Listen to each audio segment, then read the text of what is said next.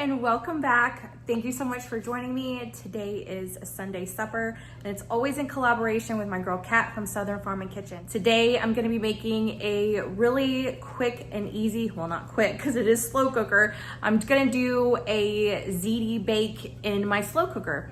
So I love this recipe. It's really easy, it's really good, it's comforting, especially this time of year. Ever since Tropical Storm Beta came wiping through Texas, the weather has just changed 100% and it's so nice outside. And next week it's gonna get even colder. So I'm definitely ready to get the Crocktober festivities going on up in my kitchen. So if you wanna see how to make a faux baked ziti in your crock pot, then keep on watching. Okay everybody, so we're gonna start on this recipe with the actual meat mixture. And what I'm gonna put in mine, I'm gonna do 1 pound of lean ground beef and then 1 pound of Italian sausage. I decided to go with the mild this time. So we're gonna get this browned up. I'm also gonna be throwing in some baby bella mushrooms, 1 can of Italian stewed tomatoes, and then I also have a very large jar of the Prego traditional. This is my favorite. I love this spaghetti sauce, so that's what I'm gonna be using there. And this is like the big mama jamma. It's 45 ounces. It's a lot in there. I like my any kind of pastas to be extra saucy. Okay, and then for some seasonings, I'm gonna be putting in minced onion. If you don't have minced onion, just put in a regular onion. It works either way. I didn't feel like chopping anything today. I wanted it super simple, so we're gonna use minced onion. I'm also gonna put in some garlic powder. I'll season it to taste how you and your family like it. Some black pepper and a little bit of sea salt. And then a few dashes of some Worcestershire sauce.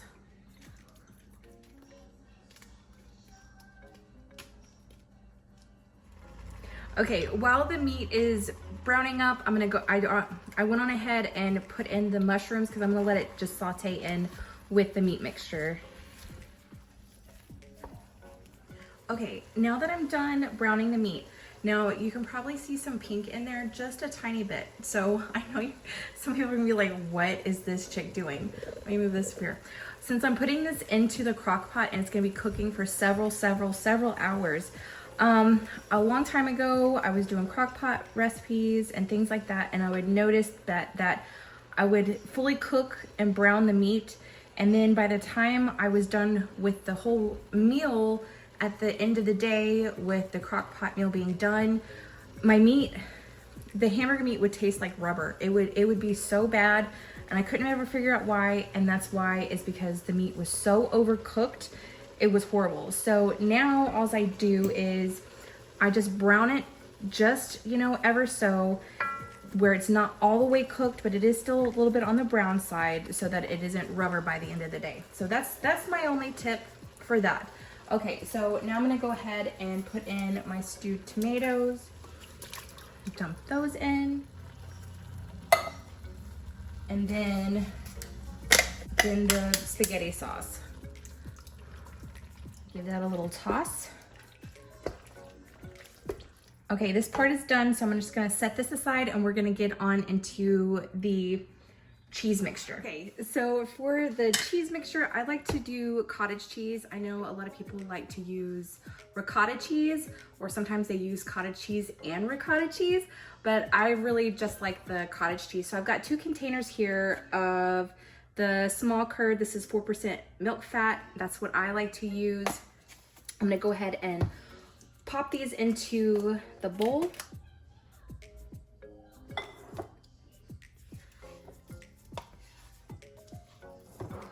Okay, and then I've got 2 eggs. I usually do 1 egg per container. Okay, and then I'm gonna go in with some oregano leaves.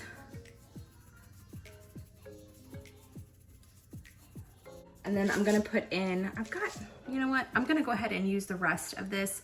It's probably a good ½ a cup or more of this shredded Parmesan cheese. It actually has Romano and also Asiago, all those yummy ones in there. So we're just gonna put that in there. I'm not putting any extra salt in there because this has plenty of salt in it. And I'm known to be heavy-handed with the salt. Almost forgot pepper. Okay, so I'm hoping you can see this okay. My tripod doesn't go up any higher. Okay, so you're just gonna basically layer this like a lasagna. I'm gonna put some of the meat mixture on the bottom, and then I'm gonna shake in some of the ziti noodles. But I like to make sure I got a good layer of meat on the bottom so that the noodles don't burn. And then if you can't find ziti noodles, just use some penne pasta.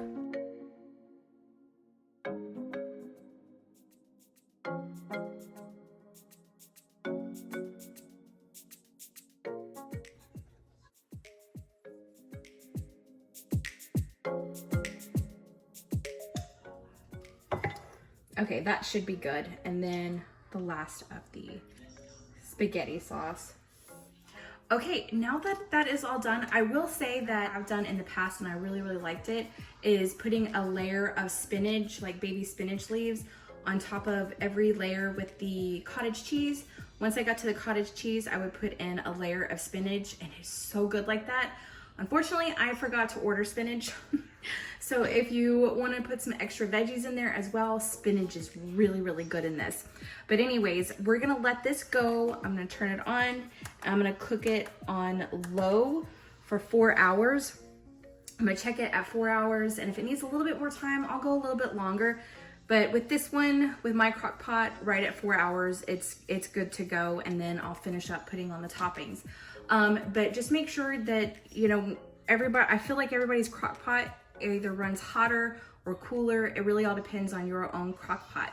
So again, I'm gonna put the lid on. I've got it set for 8 hours on low, but I've got to check it in 4. We'll be back whenever this is almost all done. Okay, everybody, so we've got about 30 minutes left on this, and it's looking beautiful. I wish you could smell my house right now.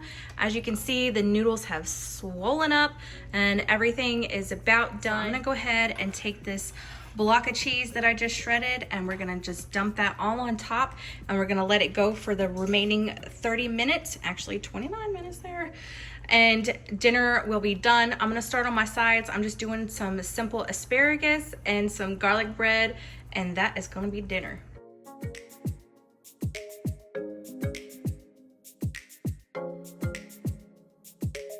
Okay, so for my asparagus, I think I've shown this before, I'm not sure, but we're gonna do this. I'm gonna break off the ends of the asparagus, just like so. I'm kind of find the weakest part and snip it at the end, so we're left with the good bits from the asparagus. And snap. That's how I do it the quick way. I don't feel like fooling with it too much. Okay, I've got 4 tablespoons of butter in there, and then I'm gonna put in a ½ teaspoon of some minced garlic. Fresh garlic clove would be better for this dish, but I don't have any, and I need to be using up what I do have in my refrigerator. So I'm just gonna be using this out of the jar. And then I'm also gonna be tossing in a little bit of black pepper as well.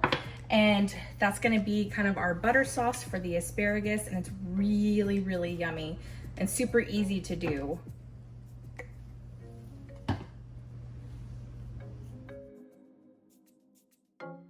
Okay, now that we've got the butter nice and bubbling up here, I'm gonna go ahead and put in my asparagus.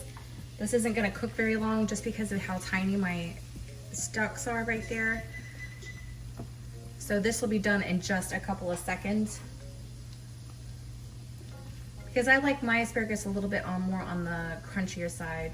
If you like yours a little bit on the softer side, then you're gonna keep on going for a little bit longer than what I'm doing.